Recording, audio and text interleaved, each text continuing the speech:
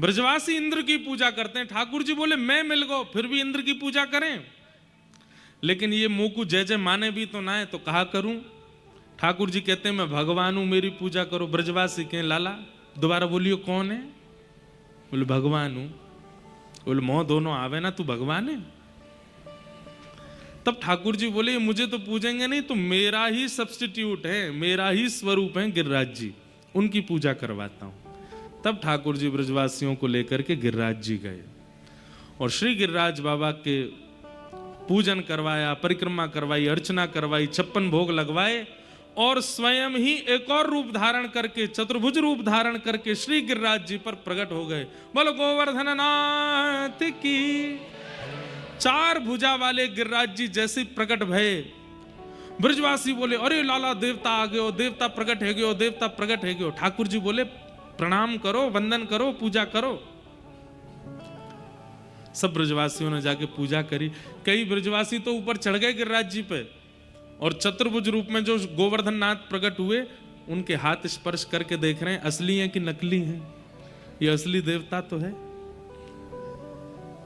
मधुमंगल श्रीदामा ठाकुर जी के पास आए और ठाकुर जी से आके बोले लाला जी गिरिराज बाबा बिल्कुल तेरे जैसे ही लगे देखवे में, तेरो नेक और अधिक श्रृंगार कर देंगे, बढ़िया वारों मुकुट पहना देंगे, नेक विशेष श्रृंगार कर देंगे तो ऐसा लगेगा तू ही गिरिराज बाबा है का। तेरी और गिरिराज बाबा की शक्ल बड़ी मिले। ठाकुर जी तो प्रकट हो गए एक और रूप में। ठाकुर जी बोले तुम ना जानो, मैं अपनी गैया चरावे आऊं यहां पे और जा गैया को दूध मैं पीऊं, वही गैया को दूध ये गिरिराज बाबा पीवे। एक ही गैया के दूध पीवे के बजे थे हम दोनों उनको चेहरा मिले। श्री दामा बोलो लाला गैया को दूध पीवे तो चेहरा कैसे मिल गो? चो तेरी मैया के तू और तेरी बहन दोनों ने दूध पियो, दोनों उनको चेहरा मिले कि ना मिले? सीधा बोलो हाँ लाला चेहरा तो मिले हम दोनों उनको। बोले जैसी तेरी बहन लगे वैसे ही तू लगे, क्योंकि एक ही मैया को दूध पियो, यही मारे एक ही गैया को दूध पियो, यहाँ हमारे हमारो चेहरा मिले। इतने में मधुमंगल बोलो लाला एक बात और बता। बोले कहा गैया को दूध तो बछड़ा भी पीवे, हमारो चेहरा बछड़ा ते काई को ना मिले, तो बछड़ा और हम अलग अलग काई को हैं। ये बात हम क्यों सुना रहे हैं आपको पता है? ब्रजवासी भोले कितने हैं, ब्रजवासी सीधे कितने हैं।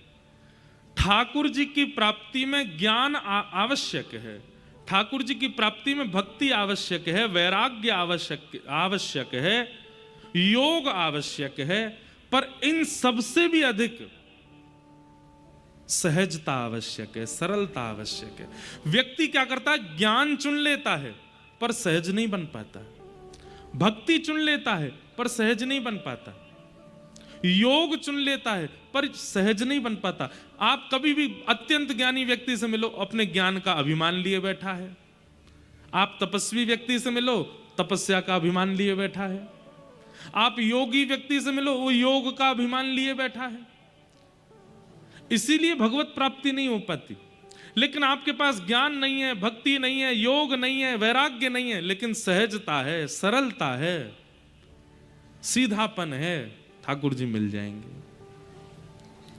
सीधी बात, घर आए मेहमान को सब्जियां परोस दी, घर आए मेहमान को दाल परोस दी, घर आए मेहमान को मिष्ठान दे दिया, लेकिन रोटी नहीं परोसी, पेट कैसे भरेगा उसका?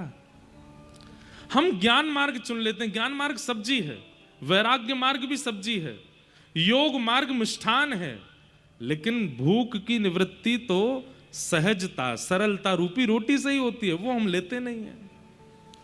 सरल बनो। नित्य ठाकुर जी के आगे हाथ जोड़ के एक प्रार्थना किया करो, क्या? ठाकुर जी हमें सरल बना दो।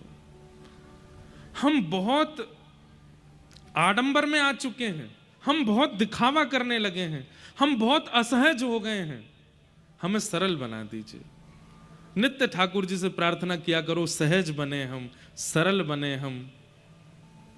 बचपन में जब हम स्कूल जाते थे तो स्कूल में एक प्रेयर होती थी, हमको मन की शक्ति देना, मन विजय करे,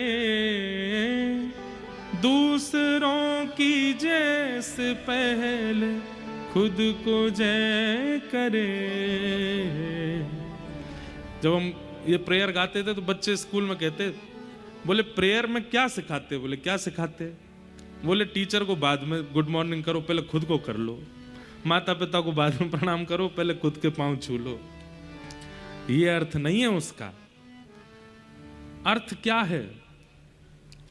स्वयं पहले सुधार लीजिए, स्वयं को पहले सहज बना लीजिए, स्वयं को पहले योग्य बना लीजिए, फिर दूसरों की योग्यता देखिए, दूसरों की योग्यता पर जय जय करिए।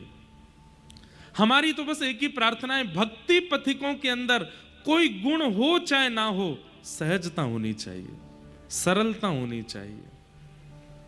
हमने जब दीक्षा देना प्रारंभ किया तो 5 अपने नियम बताए शिष्यों को करने के लिए, और उसमें सबसे पहला नियम क्या था?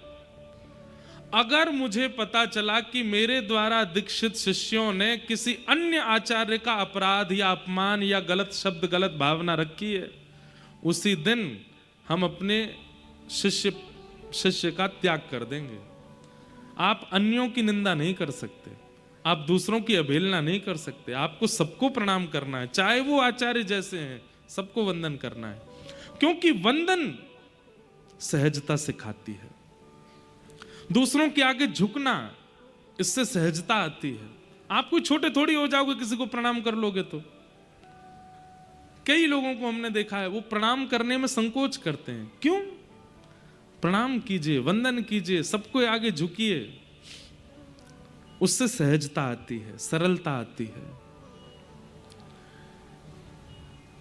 हमारी स्थिति ऐसी बन गई है कि हम सबसे व्यक्तिगत मिल नहीं पाते, पर सत्य बताएं, इच्छा बहुत होती है कि सबसे मिलें, सबकी बात सुने, सबके पास बैठें, लेकिन अब मिलने वाले आ गए 100 लोग, 100 में से 80 लोगों की इच्छा तो केवल फोटो खिंचाने की है, ना उनको बात करने का है, ना उनको कोई जिज्ञासा है, ना उनकी कोई इच्छा है। उनका इच्छा तो केवल एक है, फोटो खिंच जाए महाराज जी के संग।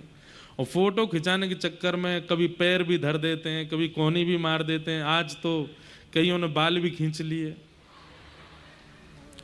वो तो बढ़िया हमारे असली बाल हैं।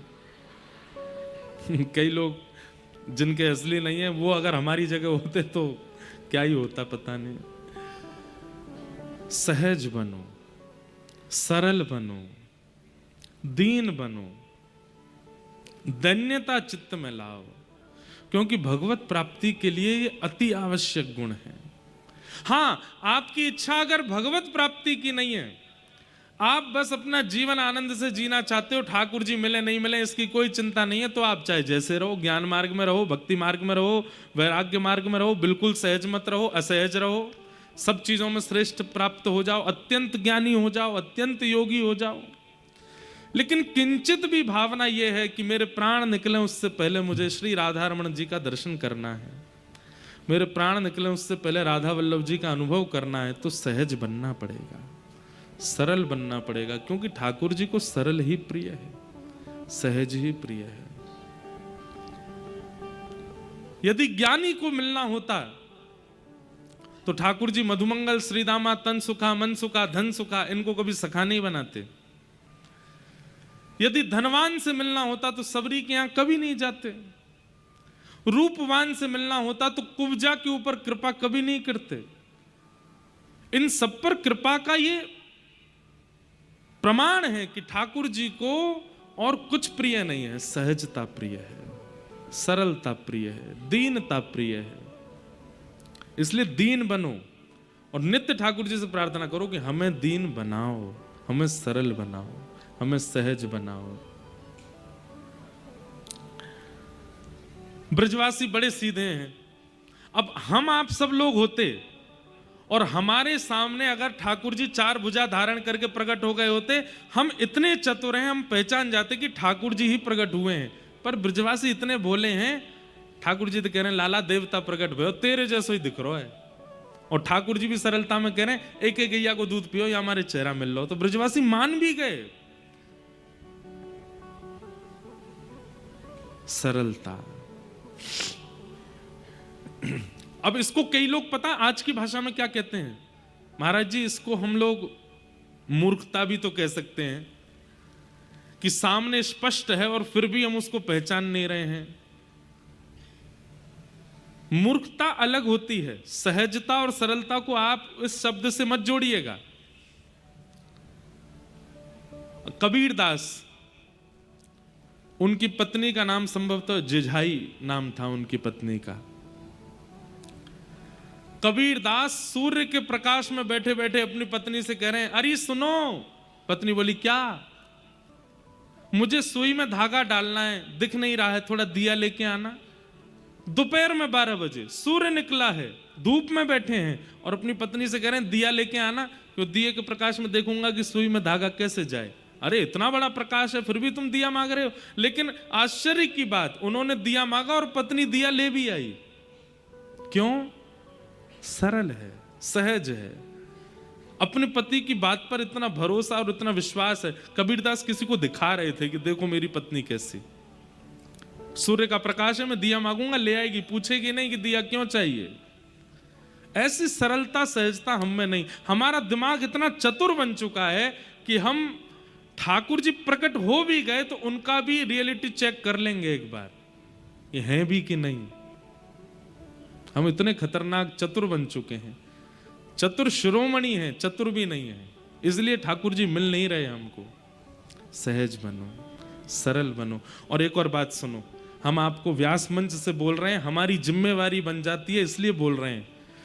अगर कोई आप इस बात को सुनकर के अपने बगल वाले से कहे भैया बात सुन लो लेकिन सहज बनना नहीं, सरलता का जमाना नहीं है, संसार बहुत खतरनाक है, यहां चतुर बन के रहना ही पड़ेगा।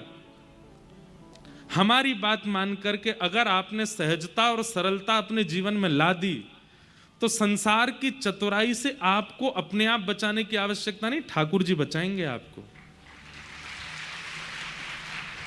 एक स्वाभाविक बात है, मां को पता है मेरे 2 बेटे, एक विद्वान है, एक जानकार है, चतुर है, और एक बहुत सीधा है।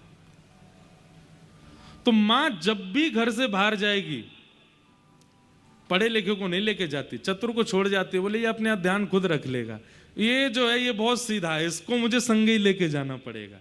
ऐसे ही पिता मां है, उन्हें जब संसार में व्यक्ति दिखता है कि खूब चतुर है, खूब बुद्धि लगा लेता है, सब जगह से बचना निकलना जानता है, ठाकुर जी कहते हैं ये जी लेगा, अपनी जिंदगी अपने आप कर लेगा निर्माण। लेकिन जब ठाकुर जी को पता चलता है अत्यंत सरल है, अत्यंत सहज है, इसको कोई भी पागल बना जाता है, इसके सामने कोई कुछ भी बोल जाता है, तो ठाकुर जी फिर उसका ध्यान रखते हैं, भाई इसका ध्यान तो मुझे रखना पड़ेगा। सरल बन के तो देखिए एक बार, बस उद्देश्य उसके पीछे ये रखना कि ठाकुर जी को सरलता प्रिय, इसलिए मुझे सरल बनना है, सहज बनना है। फिर देखिए संसार चतुराई प्रकट करेगा पर ठाकुर जी आपको बचा लेंगे, ठाकुर जी आपकी रक्षा कर लेंगे। सरल बनो। ब्रजवासियों में सरलता है, सहजता है। अभी तो आगे देखना कैसी सरलता। जैसे इंद्र को पता चला कि मेरी पूजा बंद कर दी ब्रजवासियों ने, सांबर तक मेघमालाओं को आज्ञा कर दी, जाके ब्रजमंडल पर इतनी वर्षा करो कि पूरा ब्रजमंडल डूब जाए। गड़गड़ करके बादलों ने गरजना शुरू किया, काली काली मेघमालाएं गोवर्धन के ऊपर जैसे ही आई, ब्रजवासी सब बोले लाला जे तो हमें लगे इंद्र नाराज है गो और हमने यहाँ की पूजा बंद कर दी, अब जे हमें जीवित ना छोड़े गो। ठाकुर जी बोले जिनकी शरण में आए हो गिरिराज बाबा से प्रार्थना करो, ये रक्षा करेंगे। ताबड़तोड़ मूसलाधार बारिश प्रारंभ हुई, सब ब्रजवासी हाथ जोड़ के गिरिराज बाबा से प्रार्थना कर रहे हैं।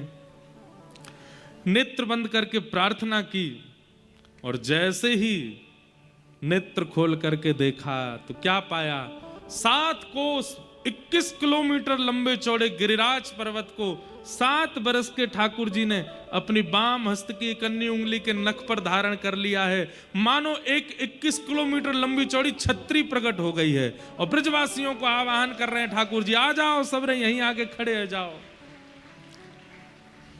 नख पे धार लियो गिरिराज नाम, गिरधारी पायो है। नख पे धार लियो गिरधारी पायो, नख पे धार लियो गिरिराज नाम, गिरधारी पायो है। गाइए। नख पे धार लियो गिरिराज नाम गिरधारी पायो है। हमारे ब्रज का रसिया है, जैसे आपके बुंदेलखंड में भी कुछ गाते हैं, सब जगह की प्रसिद्ध गायन की एक शैली होती है। ये हमारे ब्रज के रसिया हैं, ठाकुर जी को बहुत प्रिय लगते हैं, इसलिए हमारी प्रार्थना करताल बजा के सब लोग गाओ, बड़े सरल हैं। नख पे धार लियो गिरिराज नाम गिरधारी पायो है। नख पे धार लियो गिरिराज नाम गिरधारी पायो है। हाँ, धारी पायो है नाम गिरधारी पायो है। हाँ, धारी पायो है नाम गिरधारी पायो है। अरे हाँ, धारी पायो है नाम गिरधारी पायो है। हाँ, धारी पायो है नाम गिरधारी पायो है। हे नख पे धार लियो गिरिराज नाम गिरधारी पायो है। नख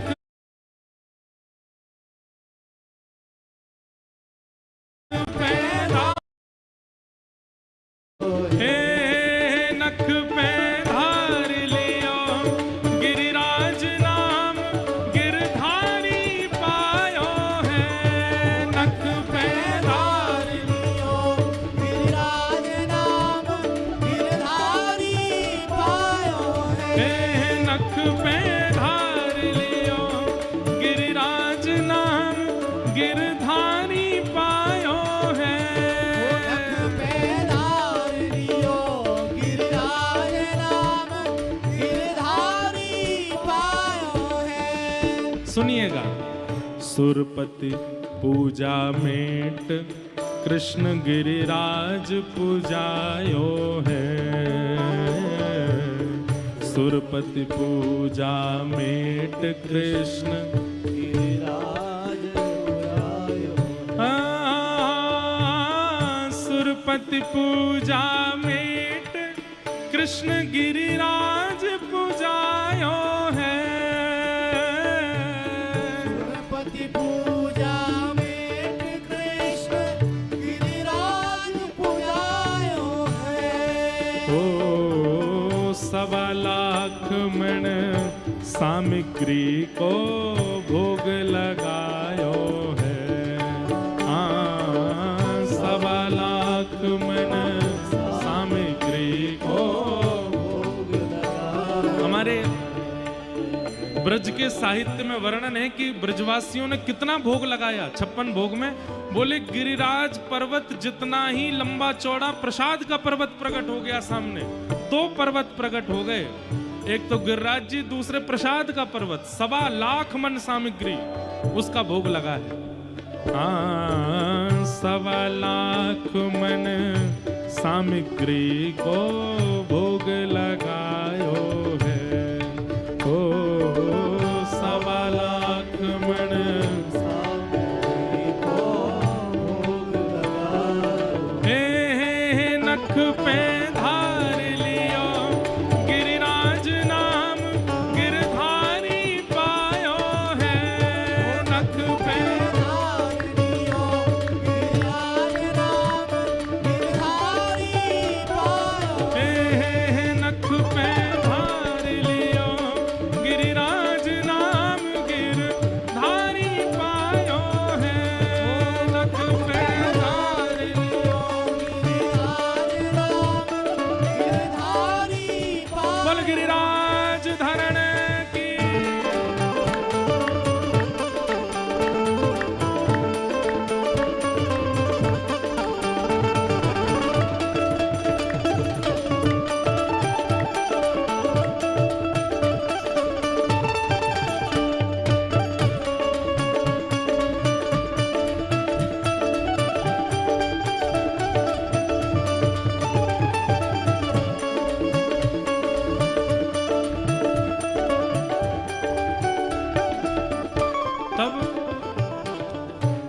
पड़ी स्वर्ग में खबर, हाँ पड़ी स्वर्ग में खबर, क्रोध सुरपति को आयो है।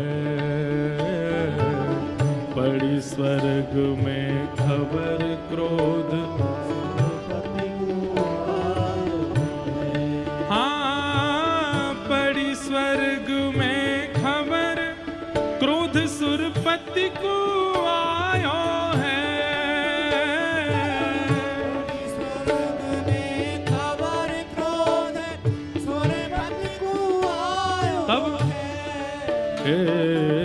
मूसलधार अपार बहुत पानी बरसायो है। मूसलधार अपार बहुत पानी बरसायो है। मूसलधार अपार बहुत पानी बरसायो है।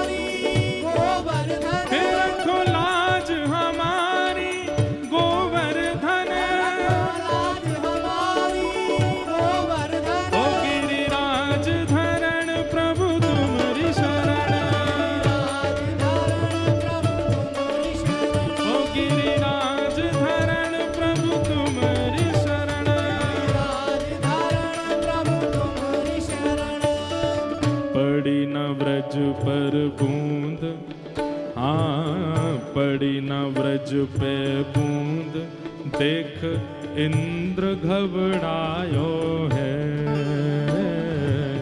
पड़ी न व्रज में बूंद, देख हाँ पड़ी न व्रज में बूंद, इंद्र देखत घबरायो है। पड़ी न ब्रज में बूंद, इंद्र देखत घबरायो है।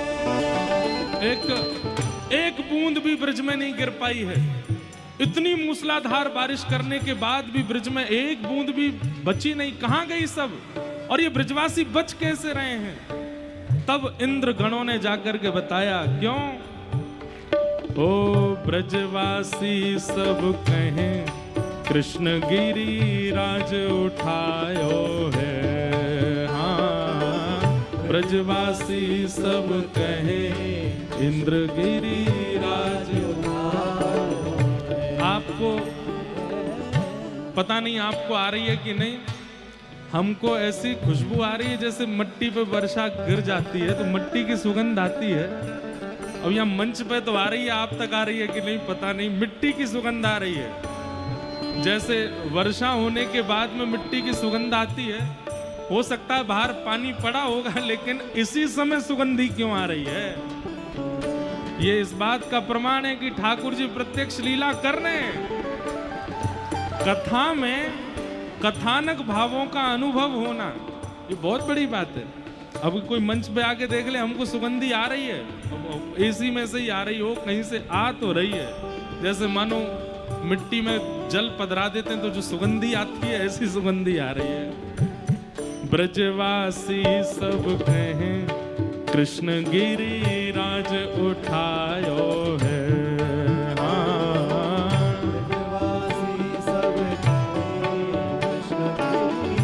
भुजा उठा के कहो हे नख पे, ओ नख पे, आहा नख पे, ओ नख पे, हे नख पे, ओ नख पे, हे नख पे धार लियो गिरिराज नाम गिरधारी पायो है। नख पे धार लियो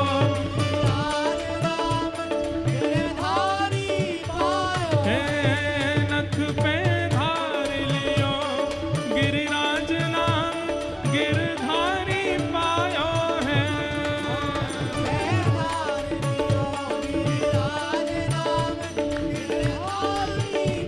गिरिराज धरण प्रभु तुम्हारी शरण,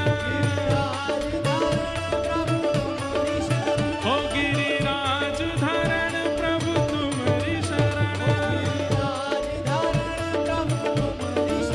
हे प्रभु तुम्हारी शरण, प्रभु तुम्हारी शरण, हे प्रभु तुम्हारी शरण, प्रभु तुम्हारी शरण। ओ गिरिराज धरण प्रभु तुम्हारी शरण, गिरिराज धरण प्रभु तुम्हारी शरण। नख पे धार लियो गिरिराज नाम गिरधारी पायो है।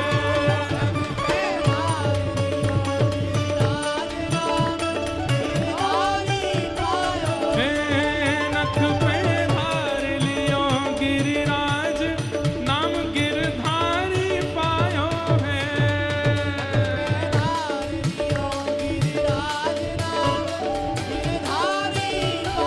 हे नख पे धार लियो गिरिराज नाम गिरधारी पायो है। नख पे धार लियो हे नाम गिरधारी पायो है। नाम हे नाम गिरधारी पायो है। हे नाम गिरधारी पायो है। हे नाम गिरधारी पायो है। जय जय श्री राम, जय जय श्री राम, जय जय श्री राम। बोल गिरिराज धरण की, पूछरी के लौटा की, हुप हुप प्यारे। क्या बात है बंसी वारे, शाबाश। विराज जाओ भाई। ठाकुर जी ने नख पे गिरिराज धारण किए और पूरा व्रजमंडल आनंदित है गयो। हाँ विराजो भैया, लेंगे अभी, विराज जाओ। हाँ अभी ले लेंगे हम आपका चित्र, बैठ जाओ भैया। नख पे धार लियो, कितनी बड़ी आश्चर्य की बात है। ठाकुर जी ने बाम हस्त पे नहीं, इकन्नी उंगली पे नहीं, इकन्नी उंगली की जरा सी उठी हुई नख पे गिरिराज जी उठाए। अच्छा एक आश्चर्य की बात सुनेंगे। कितने बड़े हैं गिरिराज जी? 21 किलोमीटर के हैं।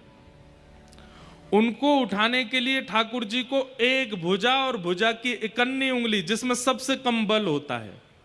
एक तो व्यक्ति की बाम भुजा में ही कम बल होता है। जो सीधे हाथ वाले होते हैं, राइट हैंड वाले होते हैं, उनकी उल्टी भुजा में ज्यादा ताकत नहीं होती, और जो लेफ्टी होते हैं उनके सीधे हाथ में ताकत नहीं होती। तो ठाकुर जी देखिए संकेत क्या कर रहे हैं। इतने बड़े पर्वत को उठाने के लिए ठाकुर जी बोले सीधा हाथ नहीं, बाम भुजा, और बाम भुजा में भी इकन्नी उंगली जिसमें सबसे कम बल, और उसके भी नख पे गिरिराज जी उठाए। क्यों? क्योंकि गिरिराज धारण करने में प्रभाव का काम है, इसलिए ठाकुर जी ऐसे ही खड़े हो गए जैसे रुई का फोआ उठाया है। लेकिन 50 ग्राम की वंशी उठाने में, दो भुजा का प्रयोग करते हैं। और दो भुजा भी नहीं उठाते हैं, जैसे कोई भारी वस्तु उठाते हैं तो व्यक्ति टेढ़ा मेढ़ा हो जाता है, व्यक्ति के सारे जोर लग जाते हैं। गिरिराज जी उठा रहे हैं बिल्कुल सीधे खड़े होकर के, वंशी उठाते हैं तब दो भुजा लगाते हैं, पैर दोनों टेढ़े करते हैं, कमर भी तिरछी करते हैं, मुख भी टेढ़ा करते हैं, तब वंशी धारण करते हैं। ये दो स्वरूपों में आप परिवर्तन क्या अनुभव करते हैं कि गिरिराज धारण करने में सीधे खड़े एक अन्य उंगली पर उठा लेते हैं इतने बड़े पर्वत को, और 50 ग्राम की वंशी को दो भुजा इतने टेढ़े मेढ़े होके दो भुजा दोनों पैरों को त्रिभंगी करके तब धारण करते हैं। गिरिराज धारण प्रभाव प्रकट कर रहा है, और प्रभाव में ठाकुर जी ज्यादा जाते नहीं, लेकिन वंशी धारण करने से ठाकुर जी भक्तों का आह्वान करते हैं।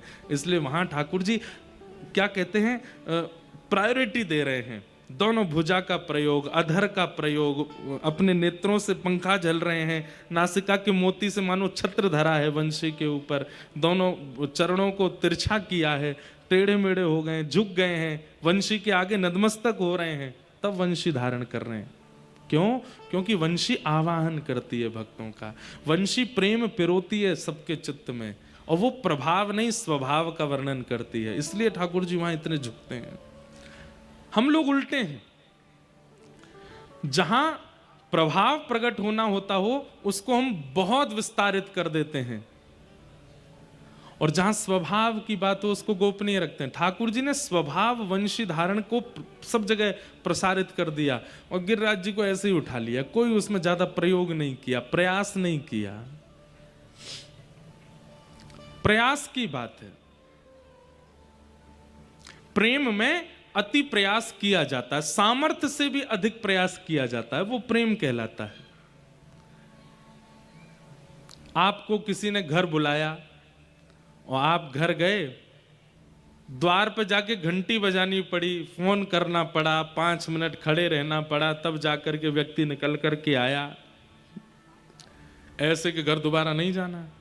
क्यों? प्रयास ही नहीं किया कुछ भी। और प्रयास का क्या, आप घर गए महाराज 1 किलोमीटर पहले ही आ गए, अरे आ गए आप, आओ आओ संग चलो, माँ बाप पुष्प पुष्प बरसाए। आपकी इच्छा नहीं है लेकिन उसने प्रयास किया, तो इसका मतलब प्रेम है। और प्रयास नहीं करता है, अभी प्रयास भी कहां कहां, बेटी के घर, वहां पर प्रयास की इच्छा नहीं होनी चाहिए कि वो बहुत प्रयास करें। बेटी के विवाह के बाद उसके घर जाएं तो वहां इच्छा नहीं होनी चाहिए। दूसरा, मित्र के घर, वहां पर भी बहुत इच्छा नहीं होनी चाहिए कि वो बहुत प्रयास करे।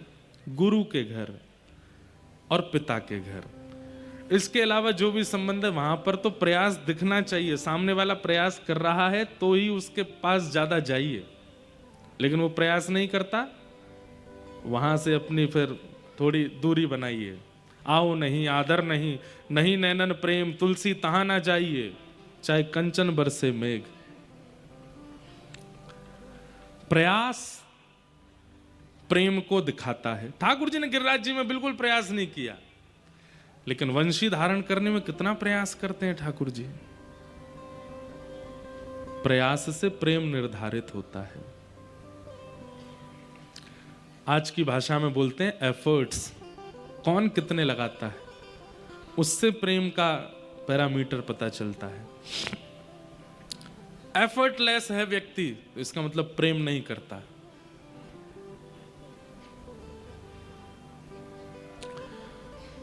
ठाकुर जी ने ऐसे ही उठा लिए गिरिराज जी। अब जैसे गिरिराज जी उठाए, सब ब्रजवासी नीचे आ गए। अब तो ब्रजवासी ने अपनी अपनी छड़ी लगा ली नीचे, क्योंकि गिरिराज जी बीच में खड़े हैं, ठाकुर जी कभी इधर को जावे कभी इधर को जावे, ब्रजवासी नीचे छड़ी लगावे। और ये पूंछरी के लौठा कौन है? ये हनुमान जी महाराज हैं। हनुमान जी महाराज गिरिराज जी में ही रहते हैं। द्वापर युग में ठाकुर जी की कृष्ण लीला का दर्शन करने हनुमान जी गिरिराज जी में रहते हैं। ठाकुर जी जब गिरिराज जी पर गैया चराने जाते हैं तो हनुमान जी को देख करके ठाकुर जी कहते हैं, आप बड़े पहलवान हो, हमको कुछ साल बाद कंस से युद्ध करना है, थोड़ी पहलवानी सिखाओ। तो हनुमान जी महाराज ठाकुर जी को वहां पहलवानी सिखाते हैं, मल्लों से युद्ध कैसे करना है। लंगोटी बांध कर गैया तो चढ़ती रहती हैं, और पूरे दिन हनुमान जी महाराज ठाकुर जी को मल्ल युद्ध सिखाते हैं। आज जब ठाकुर जी ने गिरिराज जी उठाए तो ठाकुर जी ने पूंछरी के लौटा हनुमान जी भी बुलाए। इनका नाम पूंछरी के लौठा क्यों पड़ा, ये भी सुनो। गिरिराज पर्वत जो है वो गौ की आकृति में है। किस आकृति में? गैया की आकृति में है। और गैया की पूंछ होती है। ऐसे ही गिरिराज पर्वत की जहां पूंछ है, मतलब जहां से आप परिक्रमा करने जाओगे तो गिरिराज जी मान लीजिए हाथ के समान है, ऐसे करके जहां से टर्न होते हैं उस छोड़ को पूंछरी बोलते हैं। गिरिराज जी, गिरिराज रूपी गैया की पूंछ है, वहीं पर ये हनुमान जी रहते हैं। खाए खाए पड़ो रे सुलौठा, इसलिए नाम पड़ गया इनका पूंछरी के लौठा।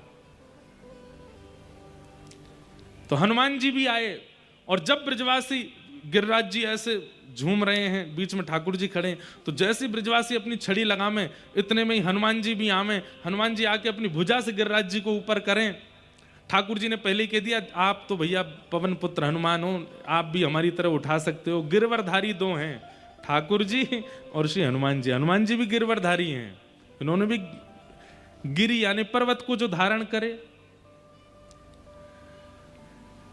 ठाकुर जी ने कही, आप तो पूरी सामर्थ्य रखते हैं, लेकिन ब्रजवासियों को ऐसी दिखाना कि आप भी अपना बल लगा रहे हो। तो हनुमान जी भी ब्रजवासियों के संग जामे, और जैसे कहते हैं जोर लगा के हई सा, ऐसे ही हनुमान जी जैसे ही गिरिराज जी को ऊपर करें, सब ब्रजवासी चिल्ला में पूंछरी के लौठा की हुप हुप।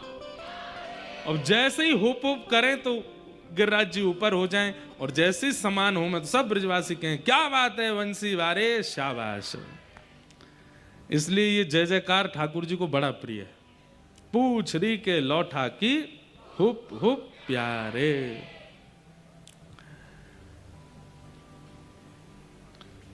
ये अंग्रेजों ने यहीं से चुराया, हिप हिप हुर्रे। ये पहले तो ब्रज में ही आ गया था। पूंछरी के लौठा की। कभी आपके ज्यादा अंग्रेजी स्टाइल मारने वाले फ्रेंड्स जब ऐसे करें हिप हिप हुर्रे, तो आप ये कर देना, पूंछरी के लौटा की हुप हुप प्यारे। तो इस प्रकार गिरिराज जी को समान किया। अब झूलने बंद हो गए, सब ब्रजवासियों ने अपनी अपनी छड़ी लगा ली, और छड़ी लगा करके सब ऐसे पसीना पहुंच रहे अपने। बीच में ठाकुर जी खड़े हैं। ब्रजवासी बोले, लाला ये तू उंगली लगाए काय खड़ा है? हमने अपनी छड़ी लगा ली, तू उंगली नीचे कर ले अपनी। ठाकुर जी बोले, ये कोई झोंपड़ी नहीं है, ये कोई खपरेल नहीं है जो तुम्हारी छड़ी पर टिक गए। 21 किलोमीटर बड़ा पर्वत है, पहाड़ है। ब्रजवासी बोले, हमारी छड़ी लग रही है ये तो समझ में भी आती, तू तो उंगली लगा के खड़ो है। लाला ये कोई रुई को फुआ ना है जो तू ऐसे खड़ो है। ठाकुर जी बोले, आप अपनी छड़ी हटा लो, हमने गिरिराज जी धारण कर रखे हैं। सब ब्रजवासी बोले, हम बे तेरी उंगली पर टिक रहे हैं ये गिरिराज जी। बोले, और नहीं तो क्या तुम्हारी छड़ी पर टिक रहे हैं? बोले, और नहीं तो हमारी छड़ी पर टिक रहे हैं। ठाकुर जी बोले, तो हम अपनी उंगली हटा लें? हाँ लाला नीचे कर ले, बैठ जा, तू तो आराम से बैठ नीचे, हमने छड़ी लगा ली अपनी। ब्रजवासी बोले, देख, ठाकुर जी बोले, देख लो, संभाल लेना। बोले, हम संभाल लेंगे, तू हटा ले। जैसे ही ठाकुर जी ने नेक उंगली नीचे करी, महाराज चट चट चट चट सबकी छड़ियां टूटने लगी। गिरिराज जी गड़गड़ करके नीचे आने लगे। सब ब्रजवासी बोले, लाला संभाल संभाल संभाल। ठाकुर जी ने फिर से अपनी उंगली लगाई। अब तो दूर दूर तक एक भी छड़ी नहीं है। 7 वर्ष के ठाकुर जी के नख पर गिरिराज जी धारण है। और ये दृश्य देख करके सब ब्रजवासियों के रोंगटे खड़े हो गए, सबकी नेत्र खुले के खुले रह गए। टूटी टूटी छड़ियों को घुमा घुमा के देखें, लाला ये सांची में तेरी उंगली पर टिक रहे हैं? ठाकुर जी बोले, हम बे। क्यों? ठाकुर जी बोले, हम जय जय हैं, या हमारी उंगली पर टिक रहे हैं। ब्रजवासी बोले, दोबारा बोलियो लाला। नहीं, एक बार और बोलियो, कहा है तू? ठाकुर जी बोले, हम जय जय हैं, या हमारे टिक रहे हैं। ऐसा कौन सा काम किया आपने जो आप जय जय? अच्छा, 6 दिन के मैंने पूतना मारी, 3 महीना के मैंने तृणावर्त मारो, अघासुर मारो, बकासुर मारो, धेनुकासुर मारो, कालिया नाग भगा दियो। सबरे काम तो मैंने किए, और फिर मैं जय जय क्यों ना हूं? चल चल बस बस, ज्यादा मत बोले लाला, मारी तेने पूतना, बात बना रो, खड़ो खड़ो। ये भोलापन ब्रजवासियों का। हम अगर उस समय होते, हम और आप, तो हम ये बात मान लेते कि ये भगवान है, पर ब्रजवासी नहीं माने। प्रेम में प्रभुता स्वीकार नहीं होती। आप कितने भी श्रेष्ठ हो, कितने भी योग्य हो, दुनिया के लिए हो, पर प्रेमी के सामने तो आप सहज हो, आप योग्य नहीं हो। अगर आप अपनी योग्यता को प्रधानता प्रेमी के सामने देते हो तो आप अपने प्रेम को नष्ट कर रहे हो। तुम जानते नहीं, देखो संसार मेरा इतना सम्मान करता है और तुम ऐसे मेरे साथ व्यवहार करते हो, मैं कौन हूं तुमको ये बात अगर आपके प्रेम भाव में आ रही है तो आप अपने प्रेम को नष्ट कर रहे हो। आप जो भी हैं, आप बाहर हैं, आप अपने प्रेमी के सामने वो नहीं हो सकते। ठाकुर जी ने कितनी बार कहा है ब्रज लीला में कि मैं भगवान हूं, लेकिन ब्रजवासी ऐसे धूल डाल देते हैं इस बात पे, लाला तू या बात मत कह कर, तू जो कहेगो सब स्वीकार है, पर हम इस बात को नहीं मानेंगे कि तू भगवान है, तू तो हमारा लाला है।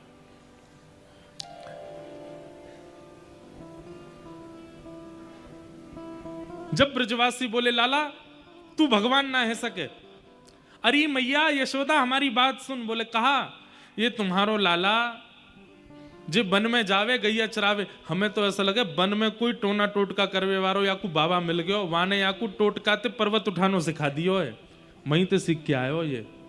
ठाकुर जी बोले मतलब टोना टोटका पे विश्वास है, ये विश्वास नहीं है कि मैं भगवान हूं। ना लाला तू भगवान ना, तू तो हमारो लाला है। अब तेने गिरिराज जी कैसे उठाए हमऊ बता। ठाकुर जी कह रहे हैं कछु माखन को बल बढ़ो, कछु गोपन करी सहाय, श्री राधे जू की कृपा सो मैंने गिरिवर लियो उठा। फिर से ब्रजवासियों की सरलता देखो। ठाकुर जी बोले ये इतने सरल हैं, ये ज्ञान की भाषा नहीं समझेंगे, इनको तो सरल भाव से ही बताना पड़ेगा। और जैसे छोटे बालक, अब छोटे बालक को कोई बात समझानी है तो आपको सरल भाषा का प्रयोग करना पड़ता है।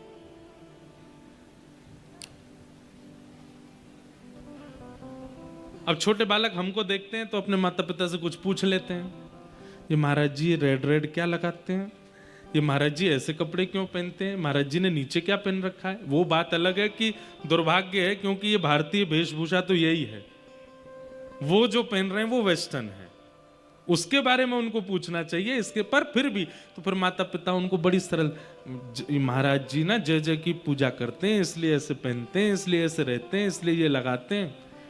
उनको फिर ज्ञान मार्ग नहीं बताना पड़ता, क्योंकि बालक सरल है, क्योंकि बालक सहज है, क्योंकि बालक भोला है, इसलिए उसको सरल बात बतानी पड़ती है।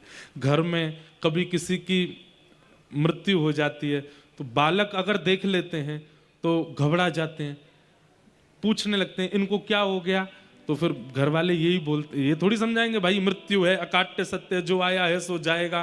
ये सब बच्चों को नहीं, बच्चों को दादू सो गए हैं, अभी सो रहे हैं, उठ जाएंगे, अभी सो गए हैं, ऐसे बताना पड़ता है, क्योंकि सरल है। ऐसे ही ठाकुर जी भी ब्रजवासियों के सामने सरल भाषा का प्रयोग करते हैं। और कैसी सरल भाषा सुनो, ठाकुर जी कह रहे हैं भैया अरे लड़ो मत, मैं भगवान नहीं हूं। ब्रजवासी बोले हाँ लाला ये तूने सही बात कही, लेकिन अब ये भी तो बताई गिरिराज जी उठाए कैसे। हम बताते हम भी उठा लेंगे। ठाकुर जी कह रहे हैं कछु माखन को बल बढ़ो।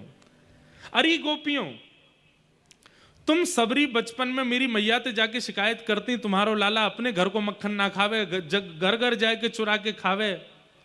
आज सुनो, एक मैया के हाथ से निर्मित मक्खन खाए हो तो मुंह में इतना बल नहीं आतो, या हमारे आप सबन ने मेहनत करके जो मक्खन निकारो मैंने चोरी कर करके खायो, वह माखन के बलते ही इतनी गोपीन की मेहनत को बल मेरी भुजा में आ गयो, मैंने गिरिराज जी उठा लिए। ये लॉजिकल बात नहीं है, ये साइंटिफिक बात नहीं है, ये ज्ञान की बात नहीं है, ये प्रेम की बात है। और प्रेम में लॉजिक नहीं होता। ठाकुर जी कह रहे हैं एक मैया के हाथ के निर्मित मक्खन को खातो तो नेक बल आतो, इतनी सारी गोपीन के हाथ सो मेहनत से निकरो भयो मक्खन खायो, सबरी गोपीन को बल मेरी भुजा में आ गयो। इसको दूसरी बात और कह सकते हैं, एक तो ठाकुर जी सरल भाषा का प्रयोग कर रहे हैं क्योंकि ब्रजवासी सरल हैं, और दूसरी बात ठाकुर जी मान देते हैं। क्रेडिट्स देते हैं, करते खुद हैं पर दूसरों को दे देते हैं। अब पूरा क्रेडिट किसको देती है? गोपियों को। वो तुम्हारी कृपा से मैंने गिरिराज जी उठाए। सब ब्रजवासी ताली बजाने लगे, जय हो गोपीन की जय हो, आप सबकी कृपा से लाला ने गिरिराज जी उठाए। लेकिन ठाकुर जी बोले एक पक्ष नहीं रखना है, गोपियों का पक्ष लिया तो अब गोपों का भी पक्ष लेना है। तब ठाकुर जी दूसरी बात कहते हैं, कछु गोपन करी सहाय। गोप ग्वाल बोले लाला हमने तो मक्खन नायनकारो, हमने कहा सहायता करी? अरे गोपीन के बल से निकरे भय मक्खन से मैंने गिरिराज जी उठाए, पर ये गिरिराज जी इतनी देर तक मेरी उंगली पर टिक रहे हैं या मैं आपकी सहायता? बोले कैसे? बोले आप सब टकटकी लगा के मेरी उंगली की ओर देख रहे हैं, तो आप सबन के नेत्रन से आप सबकी ऊर्जा शक्ति निकल के मेरी उंगली में आ गई, मैंने गिरिराज जी उठा लिए। सरल बात। इतने सारे ब्रजवासी आप सब कहां देख रहे हैं? मेरी उंगली की ओर देख रहे हैं। नेक्स्ट इसी उंगली पर इतना बड़ा पर्वत, तो आप सबन की ऊर्जा नेत्रन से निकल के मेरी उंगली में आ गई, मैंने गिरिराज जी उठा लिए। ठाकुर जी तो सरल बात कर ही रहे हैं, ब्रजवासियों को देखो, ब्रजवासी आपस में कह रहे हैं हाँ तभी हम कहें 2-3 दिन आते, हमें कमजोरी क्यों आ गई है? हमारी सबरी ऊर्जा निकल गई है, कहां चली गई है? वो लाला की उंगली में चली गई है। मुझे ये प्रसंग इतना प्रिय इसलिए लगता है कि कितने सरल ब्रजवासी हैं जिनके लिए ठाकुर जी बिक गए। हम सरल नहीं हैं। ब्रजवासियों ने 56 भोग खोल लिए, जो गिरिराज जी का भोग लगाया और खाने लगे। ठाकुर जी बोले ए रे ब्रजवासियों से कहा कर रहे हो? मैं यहां पे उंगली पे गिरिराज जी धारण करके खड़ा हूं, ने को हिल ना सकूं, तुम सब यहां भोग लगा रहे हो? लाला तैने तो अभी कही कि हम सबरे तेरी उंगली की ओर देखें तो हमारी शक्ति तेरी उंगली में चली जाए। अब हम खामेंगे, हम में शक्ति बनेगी, हम फिरते तो देख लेंगे, तो हमारी शक्ति फिरते तो में आ जाएगी। ठाकुर जी बोले बढ़िया, खाओ चकाचक। गिरिराज धारण एक ट्रेजेडी थी, एक घटना थी, पर ठाकुर जी ने उसको उत्सव बना दिया। ब्रजवासियों के लिए वो महोत्सव बन गया। श्री राधे जू की कृपा सो मैंने गिरिवर लियो उठाए। श्री राधा रानी की कृपा से मैंने गिरिराज जी उठा लिए। क्यों?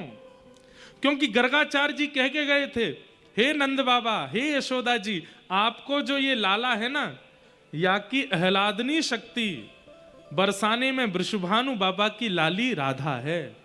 जब कभी भी ये कोई विशेष कार्य करे तो राधा रानी को लाके आके सामने खड़ो कर दियो। वास्तव में तो ठाकुर जी जिस शिला पर खड़े हैं उस शिला के पीछे श्री किशोरी जी खड़ी हैं, और किशोरी जी अपलक नेत्रों से गिरिराज जी को देख रही हैं, और उनके नेत्रों से निकलने वाली उस तेजोमयी ऊर्जा पर ही गिरिराज जी टिके हुए हैं। श्री राधे जू की कृपा सो मैंने गिरिवर लियो उठा। श्री राधा रानी की कृपा से मैंने गिरिराज जी उठाए। राधा रानी कौन है बंधु? श्री किशोरी जी कौन है? इस बात को समझाना सबसे मुश्किल काम है कि किशोरी जी कौन है, परंतु फिर भी प्रयास करके समझाऊं। अगर आप समझो तो व्यक्ति के चित्त में जो आह्लाद होता है, जो आनंद होता है, हर व्यक्ति का एक अलग अलग तरीका होता है अपने आनंद को व्यक्त करने का। किसी व्यक्ति को बहुत आनंद आता है तो वो खाता है, किसी व्यक्ति को बहुत आनंद आता है तो वो घूमता है, किसी व्यक्ति को बहुत आनंद आता है तो वो नाचता है, किसी व्यक्ति को बहुत आनंद आता है तो वो हंसता है, किसी व्यक्ति को बहुत आनंद आता है तो वो रो जाता है। ठाकुर जी का जो आनंद है वो किसी रूप में व्यक्त नहीं हो पाता, वो चित्त का चित्त में ही रह जाता है। ठाकुर जी अपने आनंद को व्यक्त नहीं कर पाते, प्रस्तुत नहीं कर पाते, तो वह आनंद बढ़ते बढ़ते बढ़ते चित्त में इतना भर चुका है कि अब उसको प्रकट करना है। तब उस आनंद के समूह को ही ठाकुर जी ने किशोरी जी के रूप में प्रकट कर दिया। इसलिए ठाकुर जी की आह्लादनी शक्ति, आनंद शक्ति श्री किशोरी जी है, अलग नहीं है, एक ही है। प्राण एक ही है, देह दो हैं, बस लीला करने के लिए दो रूप में प्रकट हो गए हैं।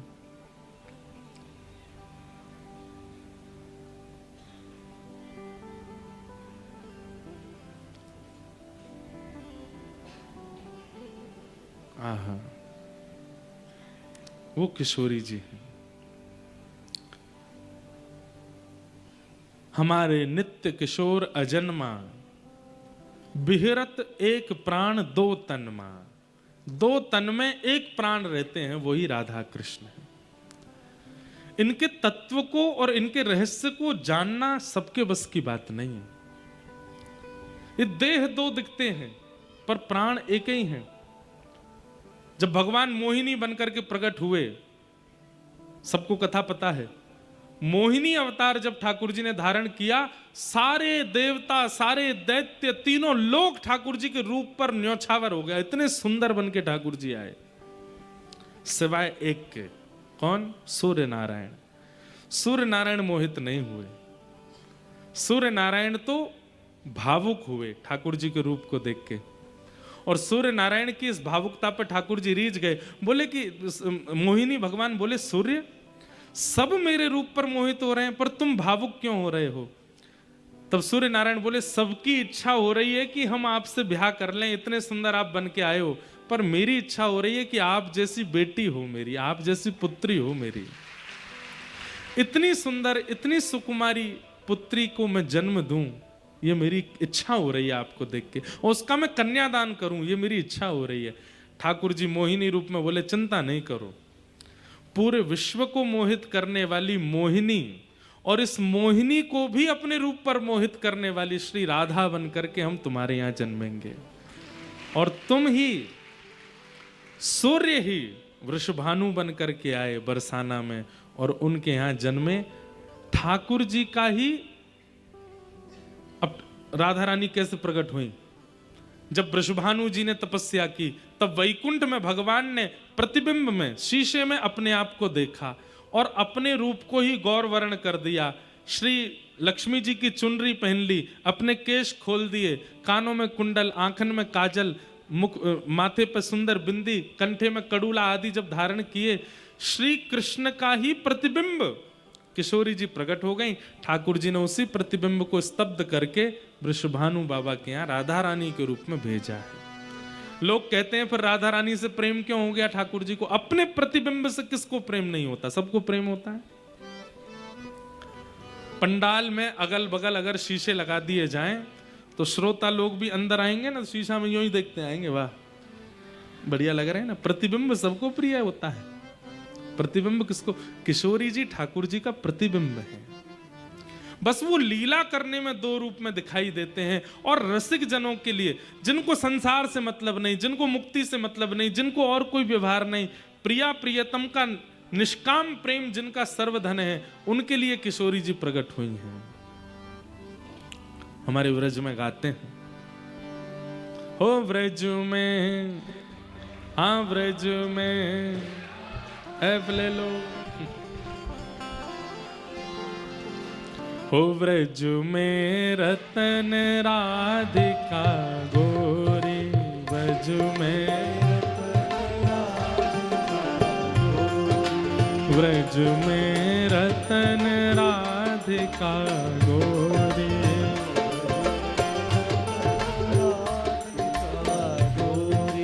हे राधिका गोरी, राधिका गोरी, राधिका गोरी, राधिका गोरी, राधिका गोरी, राधिका गोरी, ओ व्रज में रतन राधिका गोरी,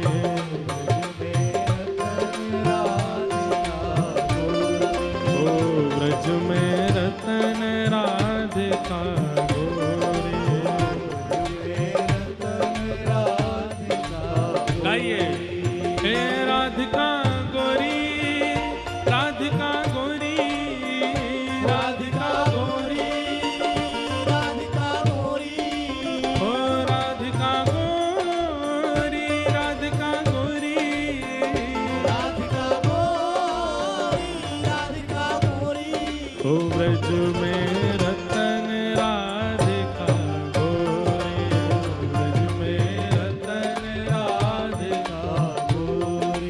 व्रज में रतन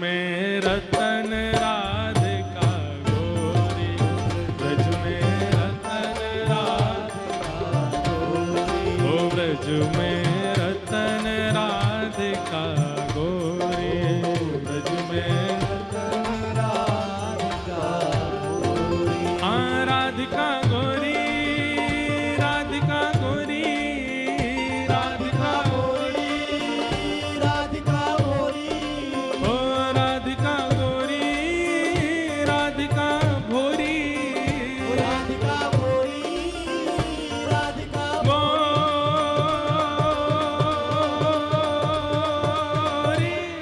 हो ब्रज में, हो ब्रज में, हो ब्रज में रतन राधिका गोरी, ब्रज में रतन राधिका गोरी, ब्रज में रतन राधिका गोरी। श्री राधा रानी की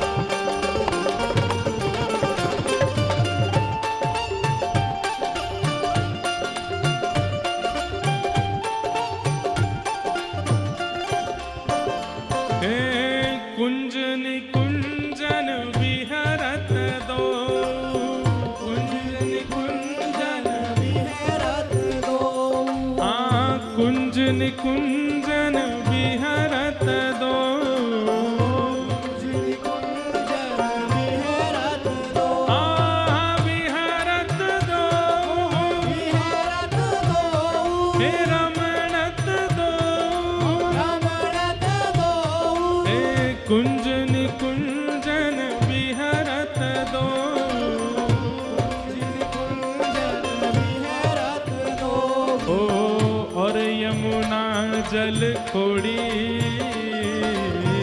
और यमुना जल खोड़ी, हे कृष्णदास प्रभु गिरधर नागर, कृष्णदास प्रभु गिरधर हे प्रभु गिरधर नागर, प्रभु गिरधर नागर, हे प्रभु गिरधर नागर, प्रभु गिरधर नागर, हे प्रभु गिरधर नागर,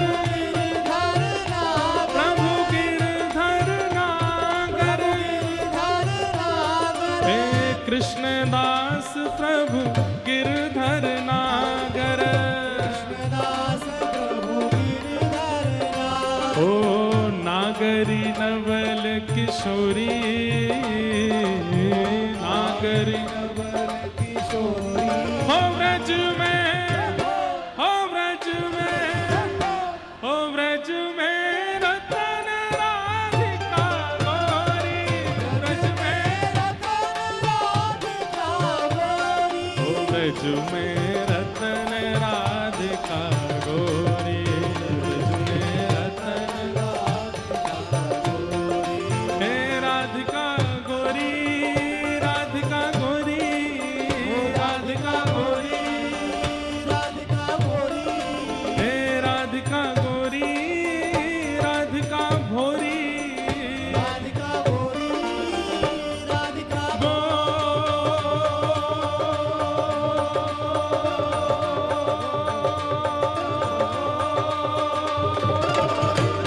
हो ब्रज में, हो ब्रज में, हो ब्रज में रतन राधिका गोरी, हो ब्रज में रतन राधिका गोरी, ओ जय राधे राधे, श्री राधे राधे, जय राधे राधे, श्री राधे राधे। देखो कल तो कथा विश्राम है, और उसके बाद आप सब लोग आनंद कीजिएगा, आराम करिएगा, फिर दोबारा पता नहीं कब मिलेंगे। खूब पूरी ऊर्जा के साथ किशोरी जी को नाम बुलाओ एक बार। जय राधे राधे, श्री राधे राधे, जय राधे राधे, श्री राधे राधे, वृषभानु दुलारी, अति भोली भारी, श्री कृष्ण पियारी, हरिदास दुलारी, जय राधे राधे, श्री राधे राधे, बरसाने वाली, हरिवंश दुलारी, हरिदास दुलारी, श्री कृष्ण पियारी, वृषभानु दुलारी, कीरत सुत प्यारी, हे जय राधे राधे, श्री राधे राधे, जय राधे राधे, ओ जय राधे राधे, जय जय श्री राधे, जय जय श्री राधे, जय जय श्री राधे। हरलीनी वृषभानु भवन ते नंद सुवन की जोड़ी, कृष्णदास प्रभु गिरधर नागर, नागरी नवल किशोरी, नागरी नवल हो व्रज में रतन राधिका गोरी, व्रज में रतन राधिका गोरी। ऐसी हमारी किशोरी जी की कृपा से ठाकुर जी ने 7 दिन 7 रात्रि पर्यंत गिरिराज जी को धारण करके रखा। बोल गिरवरधारी गोपाल की जय। मध्य प्रदेश शासन के कैबिनेट मंत्री श्री गोविंद सिंह राजपूत जी आज कथा में पधारे हैं। बहुत बहुत अभिनंदन, स्वागत, खूब खूब आभार। आज बंधुओं, कथा में वैसे तो रुक्मणी विवाह तक होना चाहिए, परंतु हम इतने आनंद में कभी कभी चले जाते हैं, और विशेष रूप से गोवर्धन पूजा की कथा पे तो कि हम रुक्मणी विवाह तक पहुंच ही नहीं पाते। इसलिए जहां तक आज पहुंच जाएं बढ़िया है। विशेष शेष जो रहेगा वो कल सुबह 10 से 12 तक क्रम रहेगा कथा का। आप सब लोग उसका फिर वहीं श्रवण कीजिएगा। भगवान ने गिरिराज 7 दिन 7 रात्रि तक धारण किए। तत्पश्चात ठाकुर जी का गैयाओं ने सुंदर नामकरण किया, गोविंद। भगवान का नाम गोविंद गायों ने ही रखा है। गौ माने गाय और विंद माने रक्षक। जो गौ रक्षक है उसको गोविंद कहते हैं, गौ पालक है उसको गोविंद कहते हैं। और एक अर्थ और है, गौ कहते हैं इंद्रियों को। हमारे शरीर में जितनी इंद्रियां हैं, आंख, नाक, जीभ, कान, त्वचा, मुख, हाथ, पैर, गुप्त इंद्रिय, इन समूह को भी, इंद्रियों के समूह को भी गौ कहते हैं। और इन इंद्रियों को विषय से जो रक्षा करते हैं वो गोविंद है। इन इंद्रियों की विषय वासनाओं से जो रक्षा करते हैं उनको भी गोविंद कहा जाता है। एक बात बताएं आपको, कभी भी अगर कोई इंद्रिय आपके कंट्रोल से बाहर जावे, 10 इंद्रियां हैं शरीर में, कोई भी इंद्रिय यदि आपके कंट्रोल से बाहर जावे, चाहे वो नेत्र हो, चाहे वो नासिका हो, चाहे वो जिह्वा हो, सबसे ज्यादा तो 2 ही बाहर जाते हैं, नेत्र और जीव। इनके कारण अन्य अन्य इंद्रियां भी अनकंट्रोल्ड हो जाती हैं। जब इंद्रियों पर अपना कंट्रोल ना लगता हो तब गोविंद नाम का जितना हो सके जप करना चाहिए। गो माने इंद्रियां, उनकी जो रक्षा करे वो गोविंद।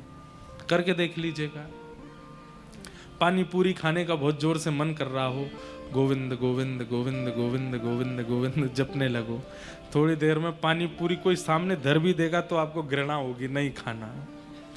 इंद्रियों की रक्षा जो करें वो गोविंद है। ऐसे भगवान का नाम गोविंद पड़ा। एकादशी व्रत की महिमा बताई गई। बंधुओं, मैंने कल भी कहा था कि मौन व्रत और अन्न व्रत, ये दो ही व्रत प्रधान होते हैं हमारे जीवन में, क्योंकि इन दोनों पर ही हमारा जीवन घटता है।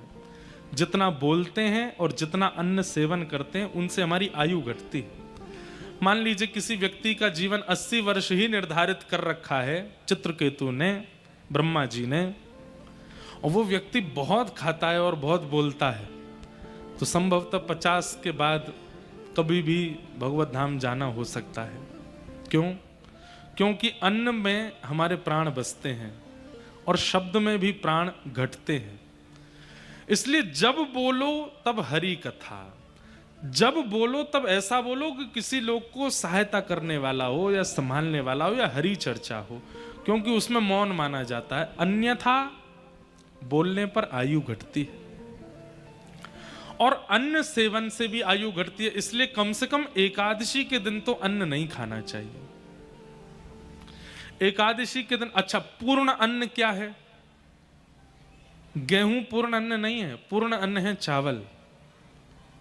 चावल को पूर्ण अन्न माना जाता है, तो कम से कम छोटे बालक, अन्यथा बोलने पर आयु घटती है और अन्न सेवन से भी आयु घटती है। इसलिए कम से कम एकादशी के दिन तो अन्न नहीं खाना चाहिए। एकादशी के दिन, अच्छा, पूर्ण अन्न क्या है? गेहूं पूर्ण अन्न नहीं है, पूर्ण अन्न है चावल। चावल को पूर्ण अन्न माना जाता है, तो कम से कम छोटे बालकों को, वृद्धों को और मरीजों को भी एकादशी के दिन चावल तो बिल्कुल नहीं खाने चाहिए। एकादशी के दिन चावल मत खाओ। बाकी वृद्ध, बालक और मरीजों को रोटी खाने का अधिकार है, नहीं तो फलाहार ही पाना चाहिए। अच्छा, इसके ऊपर एक और बात सुनो। पृथ्वी पर सबके आगमन का समय निश्चित है। जैसे संध्या का समय महादेव का माना जाता है, इसलिए संध्या के समय पर 5 काम नहीं करने चाहिए। जब 2 समय मिलते हों तब सोना नहीं चाहिए, लेकिन पूरी दुनिया सोती है। 2 समय मिलते हों तब पढ़ना नहीं चाहिए, पढ़ने से विस्मृति हो जाती, जो पढ़ा है भूल जाओगे। 2 समय जब मिलते हों तब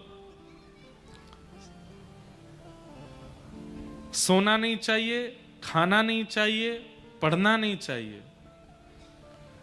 2 समय जब मिलते हों तब कोई नई क्रिया का प्रारंभ, विवाह का लगुन अगर उसके अनुरूप निकला है, संध्या का ही निकलता है विवाह का अधिकतर। 2 समय जब मिलते हों तब निकलता है, या फिर गौधूली बेला में निकलता है। इसको संध्या को गौधूली बेला ही कहते हैं। तो वो भी निकलवा करके मुहूर्त के अनुसार करना चाहिए, नहीं तो नवीन कार्यों में भी प्रतिबंध है। संध्या के समय पर सहवास की भावना नहीं रखनी चाहिए, नहीं तो इन सब का दुरुपयोग होता है। संतान राक्षस तुल्य होती है। फिर सबका समय निश्चित है पृथ्वी पर आने का। संध्या का समय महादेव का माना जाता है, देवी देवताओं का माना जाता है, इसलिए उस समय केवल भजन करना चाहिए। इस समय जो माहौल हो रहा है बाहर, ये संध्या का ही समय है, 2 समय मिल रहे हैं। ऐसे ही सबका समय निश्चित है। प्रातः काल में इनका समय है, मध्याह्न काल में इनका समय है, रात्रि काल में इनका समय है, प्रेतों का भी समय है। रात्रि 2-2:30 बजे, 3 बजे ये प्रेतों का समय है। उस समय प्रेत एक्टिव होते हैं अपनी स्थिति पर आजकल प्रेत ज्यादा एक्टिव हो नहीं पाते, क्योंकि मानवों से बड़ा प्रेत संसार में कोई है नहीं। अब भूत भी भाग गए दुनिया छोड़ करके। क्यों? क्योंकि भैया बोले हमसे ज्यादा खतरनाक तो ये लोग हैं। सबका एक समय है। ऐसे ही एक दिन पाप ने कहा मेरा समय क्या है? आपने सबको समय दे रखा है, पुण्य का भी समय है, सब सबको एक समय निर्धारित किया, पाप बोला मुझे भी तो समय दीजिए, मैं भी तो प्रचलित रहूं। तब एकादशी प्रदान की, और एकादशी के दिन भी अन्न प्रदान किया। बाकी के दिन अन्न प्राण धारक होता है, पर एकादशी के दिन पाप धारक होता है, इसलिए एकादशी के दिन अन्न सेवन नहीं करना चाहिए, क्योंकि उस दिन खाने से पाप लगता नहीं। ये भी एक आनंद की बात है, एकादशी के दिन अन्न खाने से पाप नहीं लगता। एकादशी के दिन अन्न खाने से जो आप अपने पूर्व के पापों को नष्ट कर चुके हैं वो पुनर्जागृत हो जाते हैं। मान लीजिए आप अभी गंगा स्नान करके आए, गंगा स्नान से पाप नष्ट हुआ, आपने कोई पुण्य किया, यज्ञ किया, अनुष्ठान किया, उनसे जितने पाप आपके नष्ट हुए, एकादशी के अन्न खाने से एक पाप जागृत हो जाएगा, जो नष्ट हुआ था वो पुनर्प्रकट हो जाएगा। इसलिए एकादशी के दिन कम से कम मानवों को और भी कम से कम वैष्णवों को, कृष्ण भक्ति करने वालों को अन्न नहीं खाना चाहिए। अब इसके पीछे और भी कई उदाहरण हैं, सब भाव हैं। एकादशी, अब आपको बताएं, नामदेव जी महाराज, महाराष्ट्र में एक परम भक्त हुए भगवान के श्री नामदेव जी। एकादशी पर ऐसी निष्ठा थी उनकी, वो स्वयं तो एकादशी करते ही थे, और कोई उनको अन्न खाता दिख जाता तो उसके पैर पकड़ के रोने लगते, बोले अन्न मत खाओ, आज मत खाओ, आज एकादशी, आज मत खाओ। लोग बाग कहते तुम करते हो तुम करो, हमको क्यों रोकते हो? बोले कि मैं स्वयं भी नहीं खाऊंगा, किसी को खाते हुए देखूंगा भी नहीं। और सिर पे खड़े हो जाते कि वो अन्न खाए नहीं। फल खा लो, सेब खाओ, केला खाओ, दूध पियो, अन्न नहीं खाओगे, आज एकादशी। एक बार भगवान बोले कि भाई ये बहुत एकादशी स्वयं भी करते हैं, दूसरों से भी करवाते हैं, आज मैं इनकी परीक्षा लूं। तो भगवान एक दीनहीन से ब्राह्मण का रूप धारण करके और दर दर गिरते हुए, जैसे कोई बहुत व्याकुल होता है, ऐसे व्याकुल अवस्था में गिरते हुए नामदेव जी के द्वार पर आ गए। एकादशी के दिन नामदेव जी दौड़े, मेरे घर पर ब्राह्मण आए, संत आए, तुरंत उनको लेके आए। महाराज आप इतने व्याकुल क्यों हो रहे हैं, जल पीजिए। जल नहीं पीना मुझको। नामदेव जी बोले क्या हो गया? बोले मैं 5 दिन से भूखा हूं, भूख लगी है मुझे प्रसाद पाना है, जल्दी भोजन कराओ मुझको। नामदेव जी बोले आज तो एकादशी है, मैं भोजन कैसे कराऊं? अरे एकादशी तुमको नियम की पड़ रही, मेरे प्राण निकल रहे हैं यहां पर, जल्दी। पत्नी को कहा लेके आओ, नामदेव जी की पत्नी को कहा तुम जाओ, जाके रसोई से जो बना हो लेके आओ। नामदेव जी बोले नहीं, आज एकादशी है, मैं सेब अमनिया करके ले आता हूं, मैं केला प्रसाद दे देता हूं, दूध पी लीजिए आप, आज एकादशी, आज अन्न नहीं खाना है। ठाकुर जी आए थे ब्राह्मण का रूप बना के। ठाकुर जी बोले हमारे यहां प्राण निकले जा रहे हैं, तुम केला खिला रहे हो? अरे रोटी की भूख लगी है, चावल की भूख लगी है, प्रसाद पवाओ। महाराज कल 4:30 बजे प्रातः काल में द्वादशी लगेगी, तब तक तो नहीं पा सकते, मैं आपको नहीं पवाऊंगा। महात्मा बोले तो फिर छोड़ो हमको, किसी और के घर जाते हैं, वहां जाके पाएंगे। बोले कहीं और जाने भी नहीं दूंगा, अब मुझे पता चल गया कि आप अन्न खाने वाले हो, अब कहीं नहीं जाने दूंगा। केला खा लीजिए, फल रख दिए सामने, बोले फल खाओ। बड़े विचित्र आदमी हो, अपना नियम है तुम अपने आप करो, हमको क्यों थोप रहे हो अपना नियम? महाराज एकादशी पर अन्न खाने से पाप लगता है, हमको लगने दो पाप। हम नहीं, एकादशी पर अन्न खाते हुए देखने वाले को भी पाप लगता, मुझे भी लगेगा, मैं क्यों पाप लूं? आपको नहीं खाने दूंगा, आप फल खाओ। अब तो महाराज वो ब्राह्मण जो था छाती पीट पीट करके रोने लगा, मुझे घर में बांध लिया, बंदी बना लिया, भूखा मार रहा है नामदेव। अगल बगल के पड़ोसी इकट्ठे हो गए, नामदेव जी तुम्हारी एकादशी तुम करो, इनको क्यों करवा रहे हो? महाराज जी आप हमारे घर आओ, हम खवाते हैं रोटी। नामदेव जी बोले आप अगर जाना चाहते हैं तो मेरे शव के ऊपर से चले जाइए, मैं प्राण त्याग दूं फिर चले जाना, मैं जीते जी तो आपको अन्न नहीं खाने दूंगा, आज एकादशी है। अंत तो गत्वा लोग बाग बुरा भला कहने लगे नामदेव जी को। नामदेव जी बोले जो चाहे कह लो, आज अन्न नहीं मिलेगा। ना स्वयं खा रहे ना खाने दे रहे। अंत में भगवान तो नाटक करने में बड़े ऊंचे हैं, जोर से गिर पड़े, हाय मेरे प्राण निकल रहे हैं, अब अन्न नहीं मिले तो मेरे प्राण चले जाएंगे। अरे नामदेव मेरे प्राण निकल रहे हैं, अब तो मुझ पर दया करो, केला खाइए ना, सेब खाइए, दूध पी लीजिए। अरे प्राण निकल रहे हैं मेरे, प्राण निकलने वाले को तो अन्न खिला सकते हो, कोई बात नहीं, एकादशी के दिन प्राण जाएंगे तो वैकुंठ ही जाओगे आप, कहीं और तो जाना नहीं आपको।